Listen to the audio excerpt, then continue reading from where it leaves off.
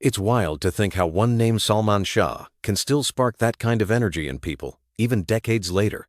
I mean, for anyone who grew up in the 90 seconds, he wasn't just an actor, he was practically a phenomenon. What do you remember about his early days? Honestly, it felt almost magical. Salman burst onto the screen and immediately felt different, sharper, more stylish, and somehow more real than the heroes we were used to. His very first film, Kiamat Teke Kiamat, made everyone sit up and take notice. I still remember the hush in the cinema as his face first flickered onto the screen. That movie was an event, and it's wild how quickly he went from total newcomer to the center of everything. But before that, didn't he actually start with TV? Yeah, you're spot on. Back in 85 or 86, he appeared as Iman in a music video for Namti Chilo Tara Purbo. It aired on Kothar Kotha, Hanif Sankit's show. He was just a fresh-faced kid then, and it made a splash, but he sort of faded from view for a bit after that. People honestly forgot him until he exploded back onto the scene with film. That comeback really was legendary.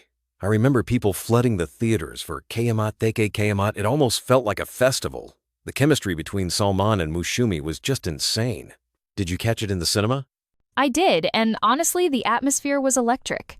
There was this collective gasp at his entrance, like everyone realized at once they were witnessing something new. It wasn't just about his looks, he brought a vulnerability to the role that hit people hard. And the songs. I can still hum those tunes. By the film's end, folks were wiping away tears, no joke. I love that you brought up the music. Those soundtracks were everywhere, radio, TV, street corners. But it's funny, after those first hits, he switched things up, right? Like suddenly, there was this new dynamic with Shabnur after Mushumi. Exactly. After just a couple films, Salman and Mushumi stopped pairing up, and that left a gap. Then came Shabnur, a total wild card at first. Honestly, but together, they became an unstoppable hit-making duo. With Tumi Amar, it felt like a whole new era was starting, and suddenly everyone was picking sides.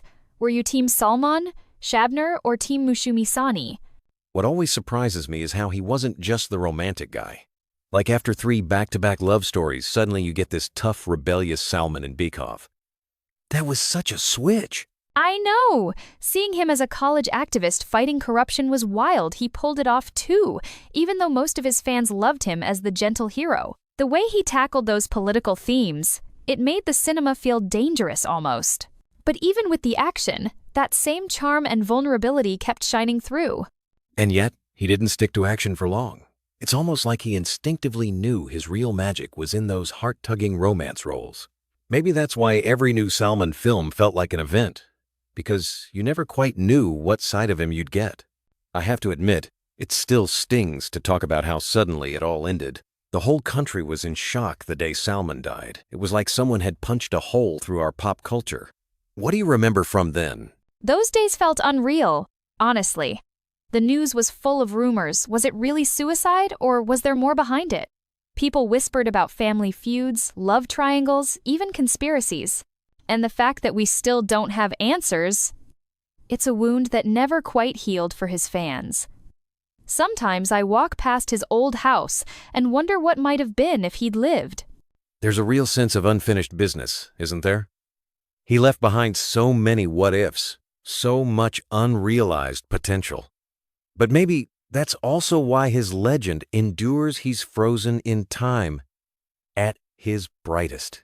You know, chatting about all this, I realize how much of Salman's story is really about us, the fans who packed the halls, bought the cassettes, argued over our favorite pairings.